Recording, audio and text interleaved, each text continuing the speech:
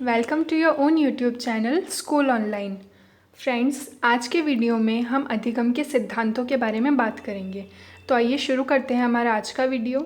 Friends, अधिगम के सिद्धांतों को समझने से पहले हम थोड़ी सी नज़र अधिगम के अर्थ पर डाल लेते हैं कि अधिगम क्या होता है।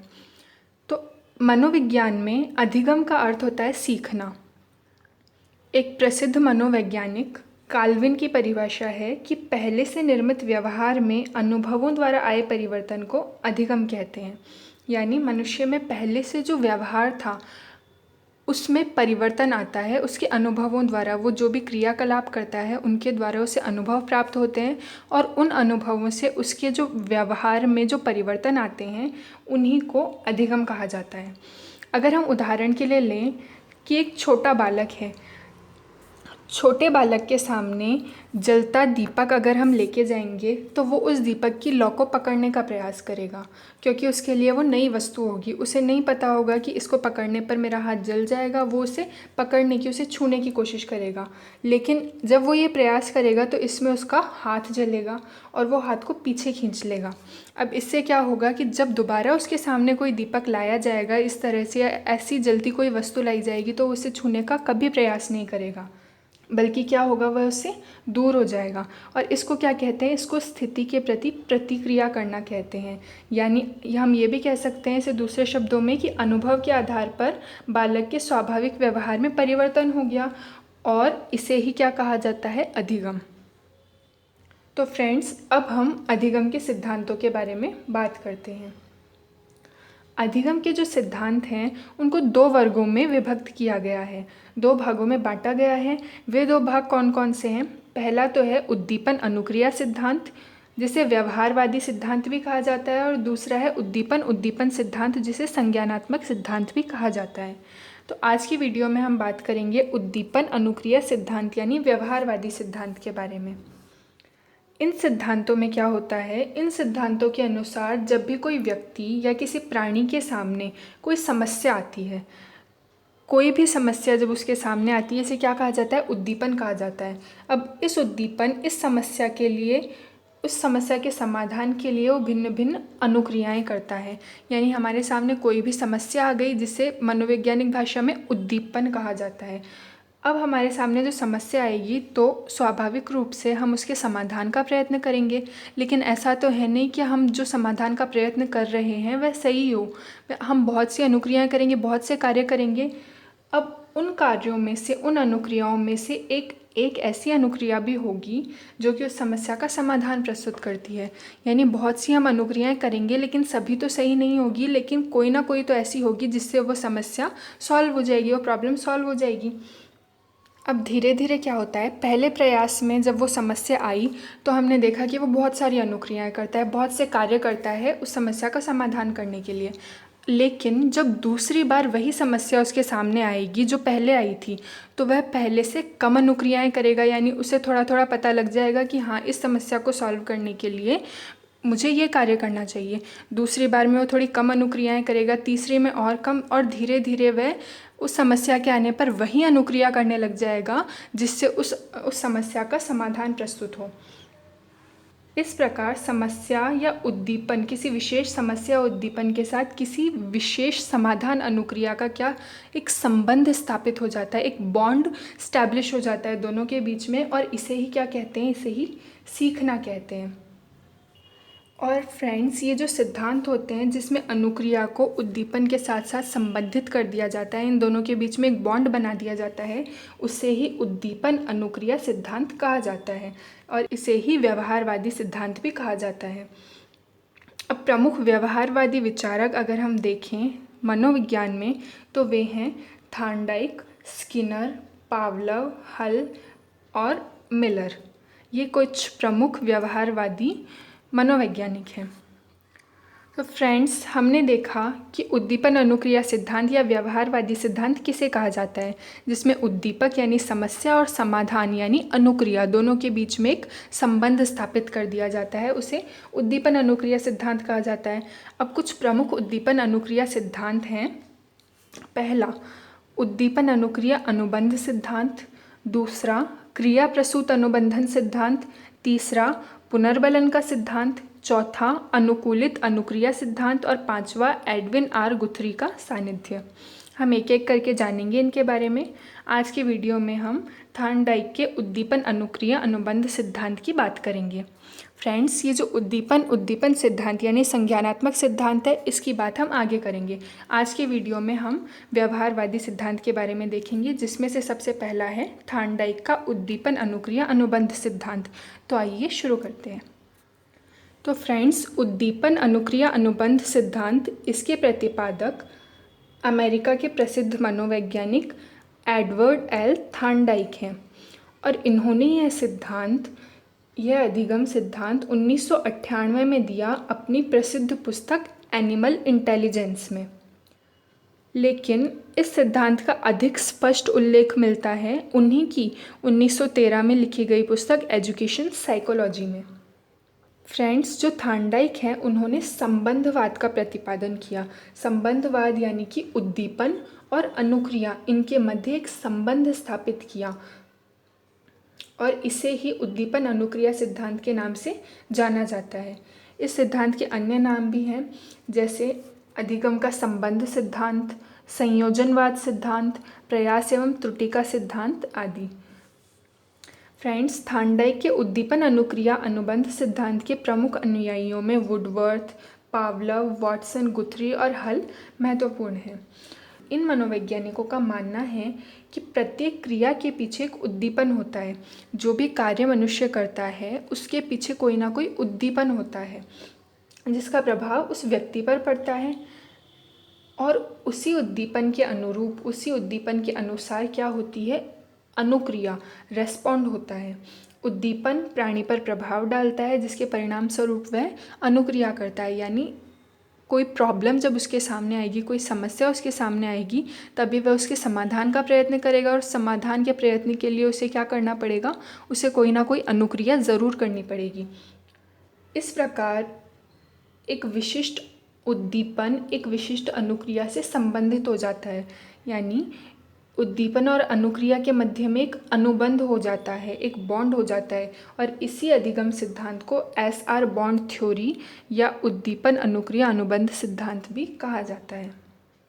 तो फ्रेंड्स, हम देखते हैं कि उद्दीपन और अनुक्रिया में अनुबंधन का निर्माण ही, यानी उद्दीपन स्टिमुलस और अनुक्रिया रेस्पॉन्ड में एक अनुबंधन बॉन्ड का निर्माण ही क्या है, थार्नडाइक के सिद्धांत का सबसे महत्वपूर्ण तथ्य है। यानी इनके सिद्धांत का आधार ही यही है कि उद्दीपन और अनुक्रिया, उद्दीपन कब उद्दीपन होगा तभी कोई अनुक्रिया होगी, इनके मध्य संबंध है और यही इनके सिद्धांत का प्रमुख आधार है। जो थार्नडाइक है उन्होंने अपने सिद्धांत का प्रतिपादन करने के लिए अनेक प्रयोग किए। फ्रेंड्स, जैसा कि हम साइंस में देखते हैं, कोई भी सिद्धांत प्रतिपादित करने से पहले प्रयोग करने होते हैं। इसी प्रकार मनोविज्ञान में भी कोई भी सिद्धांत ऐसे ही प्रतिपादित नहीं किया जा सकता, उसके लिए अनेक प्रयोग करने पड़ते हैं। अब जो थार्नडाइक हैं, थार्नडाइक ने अपने सिद्धांत को प्रतिपादित करने के लिए मुर्गियों पर, बिल्लियों पर, मछलियों पर, कुत्तों पर, बंदरों पर और मानव पर भी अनेक प्रयोग किए। लेकिन सबसे ज़्यादा महत्वपूर्ण जो उनके प्रयोग हैं वो है बिल्लियों पर किए गए प्रयोग और इसी आधार पर थार्नडाइक ने अपना प्रयास और त्रुटि का सिद्धांत प्रतिपादित किया।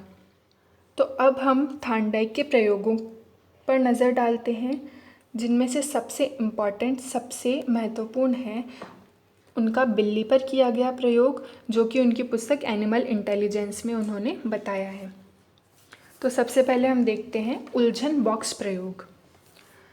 थार्नडाइक महोदय ने क्या किया, जैसा कि हम इस डायग्राम में भी देख सकते हैं कि एक भूखी बिल्ली थी।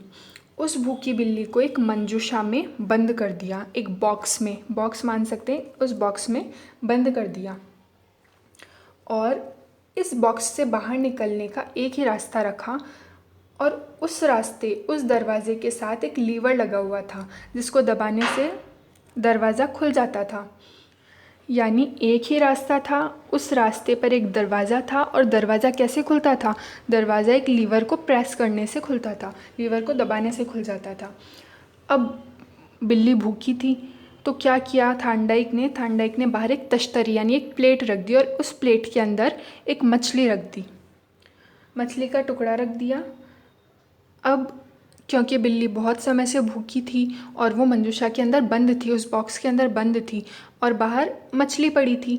तो उसने क्या किया, उसने बार बार बाहर निकलने का प्रयास किया, उसने उस दरवाजे को खोलने का प्रयास किया। अब वो कभी तो उछलती, उसमें से बाहर निकलने की कोशिश करती, कूदती, कभी मंजूषा के जो सलाखें थी उनसे बाहर देखती, कभी उनको तोड़ने का प्रयास करती, कभी उसको हिलाती। इस प्रकार वो बार बार प्रयत्न करती और बार बार भूल करती। भूल कैसे, क्योंकि ये सब करने से दरवाज़ा तो खुल नहीं रहा था, तो प्रयत्न भी हुआ, प्रयत्न के साथ साथ भूलें भी हुई। और लास्ट में अचानक से क्या हुआ, उसका जो पैर है, उसका पैर, उसका पंजा उस लीवर पर पड़ गया, दरवाजे का जो लीवर था उस पर उसका पंजा पड़ गया और दरवाज़ा खुल गया। बिल्ली बाहर निकल गई और मछली को खा गई, जिससे उसकी भूख शांत हुई और उसे संतोष प्राप्त हुआ। अब क्या किया थांडाइक ने, अगले दिन वापस यही काम किया। उस भूखी बिल्ली को दोबारा मंजूषा में बंद कर दिया, दोबारा मंजूषा में बंद किया, वही एक रास्ता छोड़ा बाहर निकलने के लिए और उस दरवाजे पर लीवर लगा दिया। अब थांडाइक ने देखा कि पहले दिन उस बिल्ली ने जितना समय लगाया, दूसरे दिन उससे थोड़े कम समय में वह बाहर आ गई। अब थांडाइक महोदय ने इस प्रयोग को अनेक दिनों तक दोहराया, कई बार उस पर दोहराया और हर बार पहले से शीघ्र समय में, पहले से कम समय में बिल्ली उस बॉक्स से बाहर निकल आई। और अंततः ऐसा समय आया, एक दिन ऐसा आया जब बिल्ली ने और कोई प्रयत्न नहीं किया, डायरेक्ट अपना पंजा लीवर पर मारा, बॉक्स खुल गया और वह बाहर आके उसकी भूख मिट गई, उसने मछली को खा लिया। ये थांडाइक महोदय का पहला प्रयोग था बिल्ली पर, जिसे उलझन बॉक्स प्रयोग कहा जाता है। अब थांडाइक महोदय ने दूसरा प्रयोग चूहों पर किया, जिसे भूल भुलैया प्रयोग कहा जाता है। थांडाइक ने क्या किया, थांडाइक ने एक भूखा चूहा लिया और उस भूखे चूहे को भूल भुलैया में प्रवेश द्वार से अंदर कर दिया। भूल भुलैया जैसा कि हम जानते हैं, इस डायग्राम में देख भी सकते हैं। अब एक भूखा चूहा, बहुत दिनों से भूखा है, उसको डाल दिया इस भूल भुलैया में। और क्या किया, एक पनीर का टुकड़ा भी ले लिया और उस पनीर के टुकड़े को भी इस भूल भुलैया के एक कोने में रख दिया। अब चूहे को पता है कि पनीर का टुकड़ा रखा हुआ तो है, लेकिन उसको ढूंढने के लिए वह बार बार रास्तों में भटकता रहा, इस भूल भुलैया के रास्तों में भटकता रहा और अंत में लास्ट में संयोगवश वह सही रास्ता उसको मिल गया और वह वहाँ उस पनीर तक पहुँच सका। बिल्ली की ही तरह चूहे पर भी रोज़ उन्होंने प्रयोग किया। थांडाइक ने रोज़ उसको भूल भुलैया में रख देते, उसी जगह पर पनीर का टुकड़ा रख देते जहाँ पहले दिन रखा था, और वह चूहा बार बार भटकता हुआ अंत में उस पनीर तक पहुँच जाता। लेकिन धीरे धीरे क्या हुआ, धीरे धीरे वह चूहा उन रास्तों को समझने लगा, उन अंधपथों में भटकना छोड़कर वह सीधे सीधे चलने लगा। मतलब उसे रास्ता पता चल गया कि इस रास्ते पर ही मुझे भोजन मिलेगा, इस रास्ते पर ही पनीर का टुकड़ा रखा होगा। और एक दिन ऐसा आया जब वह बिना भटके, बिना भूले वह सीधा उस स्थान तक पहुंच गया और उस पनीर के टुकड़े को खा लिया। अब थांडाइक ने अपने इस प्रयोग से कुछ निष्कर्ष निकाले। उन निष्कर्षों की बात करें तो सबसे पहला उन्होंने निष्कर्ष निकाला कि सीखने के लिए सबसे पहली आवश्यकता उद्देश्य होता है। यानी कोई भी मनुष्य है, वह अगर सीखेगा तो उसके लिए उसका उद्देश्य निर्धारित होना आवश्यक है। यानी हम कोई भी कार्य कर रहे हैं, अगर हम चल रहे हैं तो हम क्यों चल रहे हैं, क्योंकि हमें किसी स्थान पर जाना है, इसलिए हम चल रहे हैं। अब चूहे और बिल्ली वाले केस में अगर हम देखें तो वो दोनों भूखे थे और वे दोनों प्रयास क्यों कर रहे थे, चूहा भाग क्यों रहा था, बिल्ली झटपटा क्यों रही थी, क्योंकि वे भूखे थे, उन्हें उस भोजन तक पहुंचना था। यानी कि सबसे पहली आवश्यकता उद्देश्य होती है सीखने के लिए। जैसे कि इस केस में, इन दोनों केस में क्या था, भोजन प्राप्त करना। अब दूसरा उन्होंने निष्कर्ष निकाला कि उद्देश्य के पीछे कोई ना कोई प्रेरक या अभिप्रेरक जैसे ज़रूर होता है। जैसे कि वही बात है कि अगर हम कोई कार्य कर रहे हैं तो उसके पीछे कोई प्रेरक भी होना चाहिए, कोई अभिप्रेरणा भी होनी चाहिए। जैसे अगर हम बिल्ली वाले उसमें देखें, बिल्ली वाले केस में तो उसको प्रयास करने के लिए प्रेरित कौन कर रहा था, उसके लिए प्रेरक का काम किसने किया? उसकी भूख ने। वह भूखी थी, इसी वजह से वह प्रयास कर रही थी। अगर उसका पेट भरा होता तो बाहर बिल्ली पड़ी हो, बाहर मछली पड़ी हो, बाहर कबूतर पड़ा हो, चूहा पड़ा हो, कुछ भी पड़ा हो, लेकिन उसको कोई फ़र्क नहीं पड़ता। उसके लिए प्रेरक का काम किसने किया? उसके लिए प्रेरक बनी उसकी भूख। तो दूसरा निष्कर्ष उन्होंने निकाला कि उद्देश्य के पीछे कोई ना कोई प्रेरक अथवा अभिप्रेरक अवश्य होता है। तीसरा कि उद्देश्य की प्राप्ति के लिए कोई उद्दीपन होना आवश्यक होता है। यानी पहले तो कहा कि प्रेरक होना चाहिए, प्रेरक तो क्या हुई? भूख। तीसरा उन्होंने निष्कर्ष निकाला कि उद्दीपन भी होना चाहिए। उद्दीपन कैसे? कि साहब बिल्ली को भूख तो लग रही है, चूहे को भूख तो लग रही है, लेकिन जब तक वो बाहर देखेगी नहीं बिल्ली की बाहर मछली पड़ी है तो प्रयास क्यों करेगी? भाई भूख लग रही है, लेकिन बाहर जाके मैं क्या करूँगी? बाहर अगर वह देखेगी कि हाँ मछली पड़ी है जिससे मेरी भूख शांत हो जाएगी, तभी तो वो बाहर निकलने का प्रयास करेगी। इसलिए प्रेरक के साथ साथ उद्दीपन का होना भी आवश्यक है। जैसे कि मछली जो कि क्या था? भोजन था, उसका उद्दीपन था। और भूल भुलैया प्रयोग में पनीर। चौथा कि ये सब तो ठीक है कि प्रेरक भी हो गया, उद्दीपन भी हो गया, लेकिन सबसे आवश्यक क्या है? सबसे आवश्यक है अनुक्रिया। यानी अनुक्रिया होनी आवश्यक है। कितना भी उद्दीपन हो, कितना भी प्रेरक हो, लेकिन जब तक वह स्वयं प्राणी प्रयास नहीं करेगा तब तक कोई भी अनुक्रिया होनी असंभव है। तो उद्देश्य की प्राप्ति के लिए अनुक्रिया आवश्यक होती है, जैसे कि ऊपर के प्रयोग में बिल्ली का पिंजरे से बाहर आने के लिए प्रयत्न करना। एक और निष्कर्ष उन्होंने निकाला कि जो अनुक्रियाएं उद्देश्य को प्राप्त करने में सहायक होती है उन्हें तो सीखने वाला या प्राणी अपनाता चलता है, और जो क्रियाएं निरर्थक होती है यानी जो काम नहीं आती है उन्हें छोड़ता चलता है। जैसे कि बिल्ली वाले प्रयोग की अगर हम बात करें तो उसने क्या किया था? उसने उन सलाखों को खींचने की कोशिश की थी, उसने उछलने की कोशिश की थी, उसने उस मंजूषा को हिलाने की कोशिश की थी, उसे तोड़ने की कोशिश की थी, लेकिन क्या हुआ इनका परिणाम? इससे कुछ नहीं निकला, वो बाहर नहीं निकल पाई। तो धीरे धीरे उसने क्या किया? इन प्रयत्नों को करना छोड़ दिया और किस प्रयत्न को अपनाया? जिससे उसको उद्देश्य की प्राप्ति होती है। तो उन्होंने निष्कर्ष निकाला कि जो अनुक्रियाएं उद्देश्य प्राप्ति में सहायक होती हैं उन्हें सीखने वाला अपनाता रहता है, और जो क्रियाएं निरर्थक होती हैं, वेस्ट होती हैं, उन्हें छोड़ता चलता है। और अंतिम निष्कर्ष उन्होंने निकाला कि उद्देश्य की जब प्राप्ति हो जाती है तो जो सीखने वाला है, जो प्राणी है, अधिगम करता है, वह उद्दीपन और उद्देश्य की प्राप्ति में जो सहायक अनुक्रिया है यानी उद्दीपन और अनुक्रिया के मध्य एक संबंध स्थापित कर लेता है कि इस उद्दीपन को करने के लिए यह अनुक्रिया आवश्यक है। इस प्रकार एक शक्तिशाली संबंध स्थापित हो जाता है, और भविष्य में जब कभी भी सीखने वाले के सामने वही उद्दीपन उपस्थित होता है तो वह उसके प्रति वही अनुक्रिया करता है। तो थार्नडाइक के अनुसार उद्दीपन और अनुक्रिया में यह जो अनुबंध है, ये जो संबंध है, इसको ही सीखना कहते हैं। अगर इसको सार रूप में हम देखें तो थार्नडाइक के सिद्धांत के अनुसार सीखने के लिए पहली आवश्यकता तो क्या हो गई? उद्दीपन, यानी कोई ना कोई उद्दीपन होना आवश्यक है। दूसरी आवश्यकता हो गई अनुक्रिया, यानी उद्दीपन तो है, साथ में अनुक्रिया भी होनी चाहिए। और तीसरी, उद्दीपन और अनुक्रिया में गहन संबंध होता है। अब फ्रेंड्स, हमने थार्नडाइक के उद्दीपन अनुक्रिया सिद्धांत के बारे में जान लिया। अब इस सिद्धांत के गुण और विशेषताओं की हम बात करते हैं। तो सबसे पहले इसका गुण अगर हम देखें तो वह है कि यह सिद्धांत उद्दीपन और अनुक्रिया के संबंध को सीखने का आधारभूत स्तंभ मानता है। यानी जैसा कि हमने अभी ऊपर बात की कि कोई ना कोई उद्दीपन होना आवश्यक है।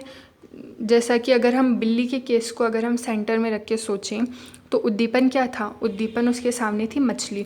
उस मछली को प्राप्त करने के लिए उसको अनुक्रिया करनी थी, उसने अनुक्रिया की भी, उसने लीवर प्रेस किया और इस प्रकार अपने उद्देश्य की प्राप्ति हो गई।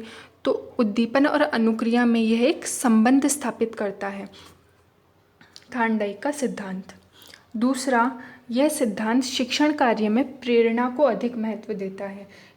प्रेरक या अभिप्रेरणा, इसको महत्व देता है थार्नडाइक का सिद्धांत। कैसे? कि कोई भी कार्य है, किसी कार्य को करने के लिए कोई व्यक्ति कब तत्पर होगा, कब वह उस कार्य को करेगा? जब उसको कोई ना कोई प्रेरणा मिलेगी। जैसे कि अगर बिल्ली है, बिल्ली लीवर प्रेस कर रही है, बिल्ली बाहर जा रही है, तो वो क्यों जा रही है? क्योंकि उसके लिए एक प्रेरक है। उसके लिए अभिप्रेरक कौन बनी? उसकी भूख बनी। वह भूखी है, इस वजह से वह मछली की ओर झपटती है। तो तीसरा, सीखने के स्थायीकरण के लिए यह सिद्धांत ज्ञानात्मक, गत्यात्मक और भावात्मक अंगों के इस्तेमाल पर बल देता है। यानी यह सिद्धांत बताता है कि जो सीखना है वो एक असंबद्ध प्रक्रिया नहीं है, यानी कोई एकाकी प्रक्रिया नहीं है, बल्कि ये एक संगठित प्रक्रिया है। एक ऐसी प्रक्रिया है जिसमें ज्ञान की भी आवश्यकता होती है, गति की भी आवश्यकता होती है और भाव की भी आवश्यकता होती है। तो अगर हमें अपने अधिगम को स्थायी रखना है तो हमें ज्ञानात्मक, गत्यात्मक और भावात्मक अंगों के इस्तेमाल पर बल देना होगा। चौथा, यह सिद्धांत बताता है कि बार बार सीखने पर अधिगम में स्थायीकरण आता है। जैसे बिल्ली बार बार प्रयास कर रही थी तो हर बार पहले से कम गलती कर रही थी वो, और पहले से शीघ्रता से वह अपने उद्देश्य तक, अपने लक्ष्य तक पहुंच पा रही थी। तो अगर हम बार बार प्रयास करेंगे तो हमारा जो लक्ष्य है वह सरल होता जाएगा, उस तक पहुंचने का मार्ग सरल होता जाएगा और अधिगम जो है, अधिगम में स्थायीकरण आएगा। पांचवा, थार्नडाइक का जो उद्दीपन अनुक्रिया सिद्धांत है, इसके कई उपनियम भी हैं। इस नियम के कई उपनियम, कई उपसिद्धांत भी हैं, जिनमें से 3 प्रमुख हैं। सबसे पहला तत्परता का नियम, दूसरा प्रभाव का नियम और तीसरा अभ्यास का नियम। तो आइए इन उपनियमों के बारे में भी हम थोड़ी सी जानकारी प्राप्त कर लें। सबसे पहला है तत्परता का नियम। इस नियम के अनुसार व्यक्ति शारीरिक और मानसिक रूप से तैयार होने के बाद ही सीख सकता है। यानी व्यक्ति अधिगम करने के लिए जब शारीरिक और मानसिक रूप से तैयार होगा तभी वह सीख सकता है।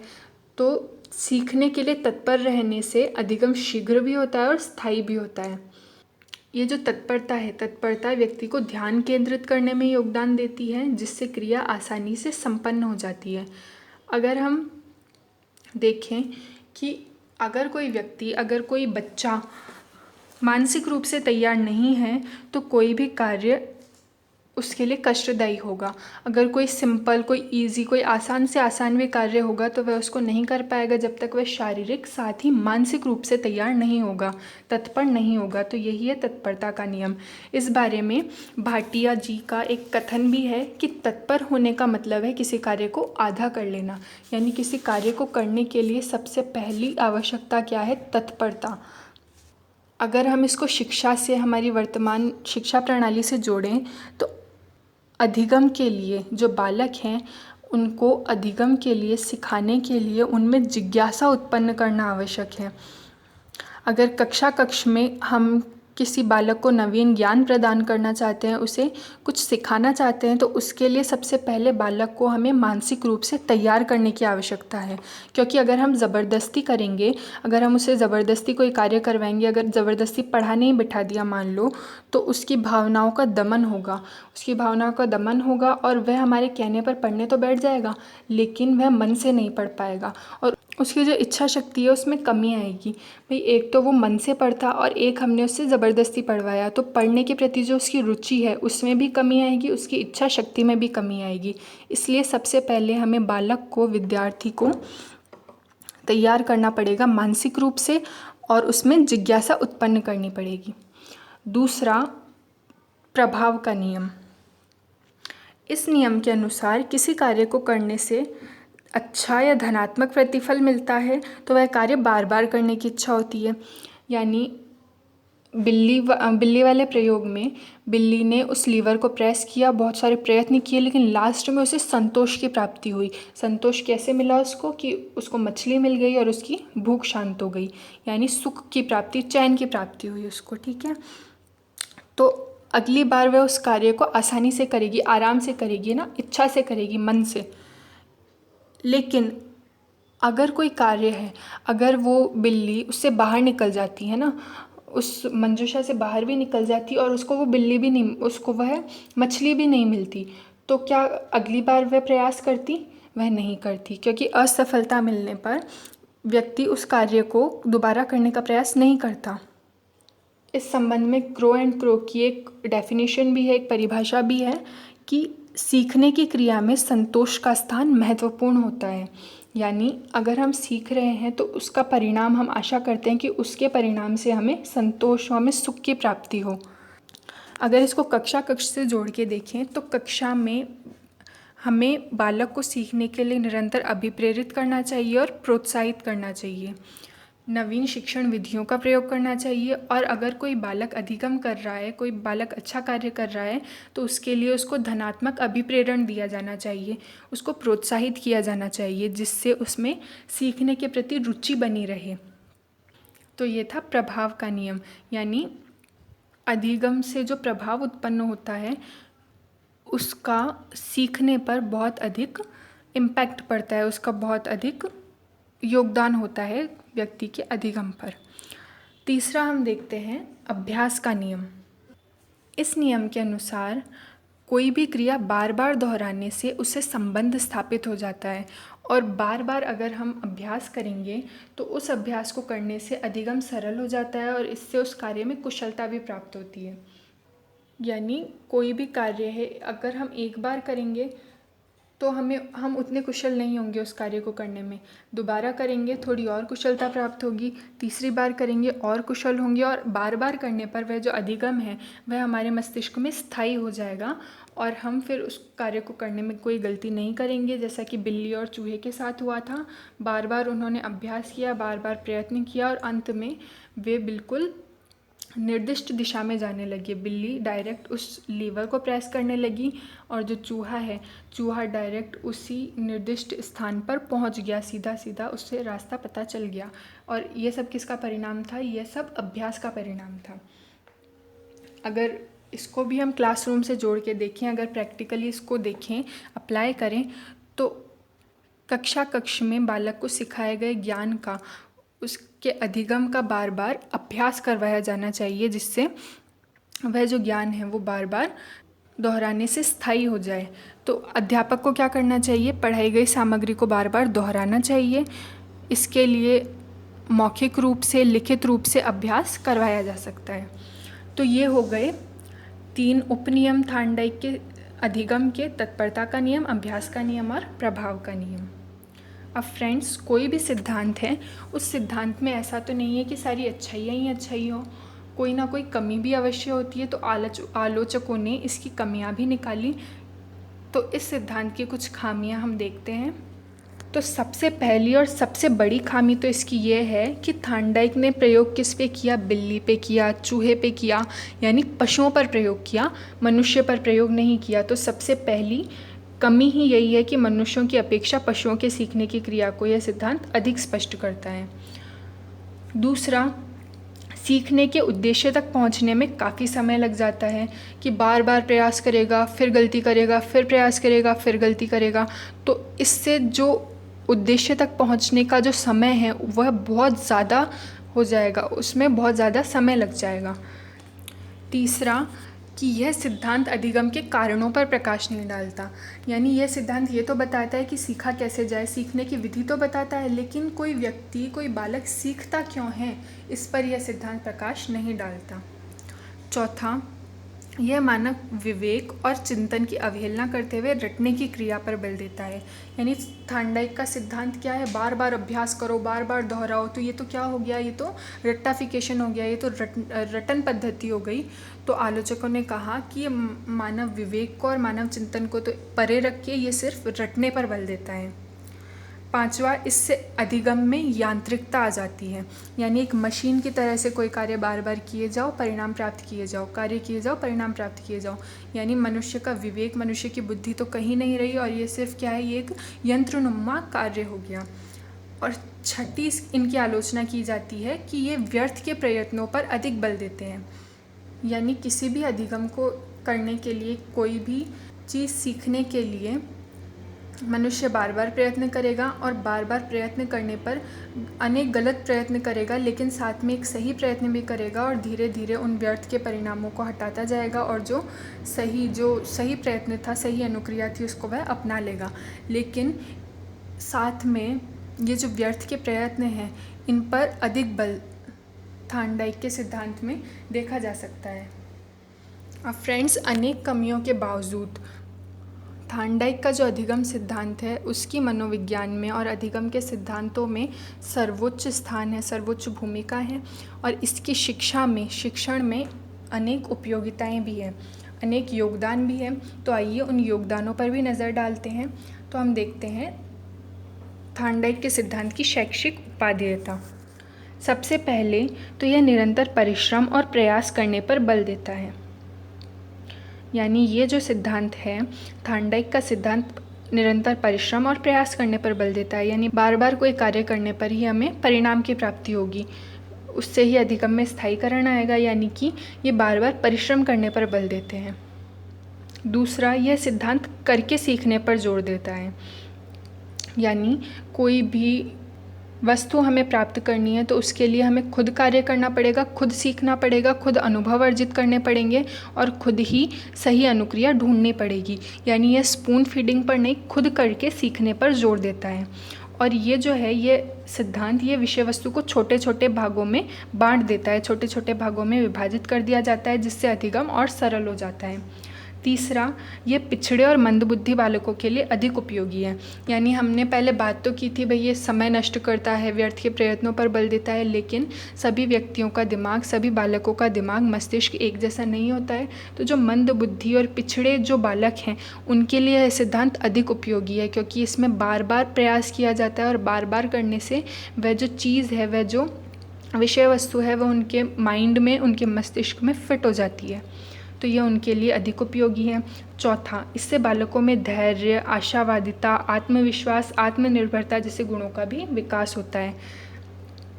यानी आशावादिता कैसे कि मैं ये कार्य कर रहा हूँ लेकिन मुझे आशा है कि इस कार्य को करने पर मुझे निर्दिष्ट परिणाम प्राप्त होगा। तो इस प्रकार आशावादिता, आत्मविश्वास यानी खुद पर विश्वास की कभी ना कभी मुझे अपनी अनुक्रियाओं का परिणाम मिलेगा, मैं जो कार्य कर रहा हूँ उसका फल मुझे कभी ना कभी ज़रूर मिलेगा। आत्मनिर्भरता कि मैं खुद ये कार्य कर सकता हूँ। इस प्रकार अनेक गुणों का विकास बालक में हो जाता है। पांचवा, यह विधि अभ्यास पर अधिक बल देती है, जिससे व्यक्ति किसी कार्य में निपुणता प्राप्त कर सकता है। यानी बार बार करके सीखने पर, बार बार किसी कार्य को करने पर, यानी प्रयत्न और भूल के सिद्धांत पर यह बल देती है यह विधि। तो इससे क्या होता है, कोई भी जो व्यक्ति है वो किसी कार्य में, किसी विशेष कार्य में कुशलता, निपुणता प्राप्त कर सकता है। छठा, इस सिद्धांत से अनुभवों का लाभ उठाने की क्षमता का विकास होता है। जैसे कि अगर हम कोई कार्य कर रहे हैं और जैसे हमारे सामने कोई समस्या आ गई, उस समस्या के समाधान के लिए हमने कोई प्रयत्न किया लेकिन वह प्रयत्न असफल रहा, तो अगली बार क्या होगा, अगली बार हम वो प्रयत्न नहीं करेंगे। यानी कि असफलता हमें प्राप्त हुई, असफलता से हमें अनुभव प्राप्त हुआ और उस अनुभव का क्या किया, हमने अगली बार लाभ उठाया। इस प्रकार से यह सिद्धांत अनुभवों का लाभ उठाने की क्षमता का विकास करता है।